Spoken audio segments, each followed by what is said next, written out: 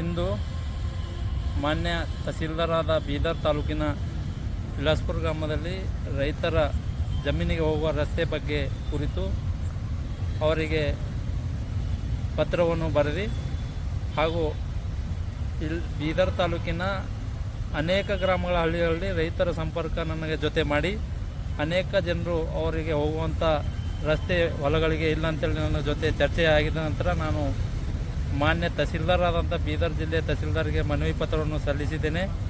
ಆದ ಕಾರಣ ಮಾನ್ಯ ತಹಸೀಲ್ದಾರ್ ಅವರು ತಕ್ಷಣ ಇದಕ್ಕೆ ಸ್ಪಂದಿಸಿ ಬೀದರ್ ತಾಲೂಕಿನ ಆಯಾ ಗ್ರಾಮಗಳಿಗೆ ಹೋಗಿ ಪರಿಶೀಲನೆ ಮಾಡಿ ಅಂಥ ರೈತರಿಗೆ ಅನುಕೂಲ ಮಾಡುವ ರೀತಿಯಲ್ಲಿ ಮಾಡಿಕೊಡ್ಬೇಕು. ಒಂದು ವೇಳೆ ಮಾಡದೇ ಇದ್ದಲ್ಲಿ ಅಂತಹ ಅಧಿಕಾರಿ ವಿರುದ್ಧ ನಾನು ಉಗ್ರವಾಗಿ ಹೋರಾಟವನ್ನು ಮಾಡುತ್ತೇನೆಂದು ಕರ್ನಾಟಕ ರಾಜ್ಯ ರೈತ ಸಂಘದ ತಾಲೂಕಾ ಅಧ್ಯಕ್ಷ ಬೀದರ್ ರಾಜ್ಕುಮಾರ್ ಸ್ವಾಮಿ ವಿಲಾಸ್ಪುರ್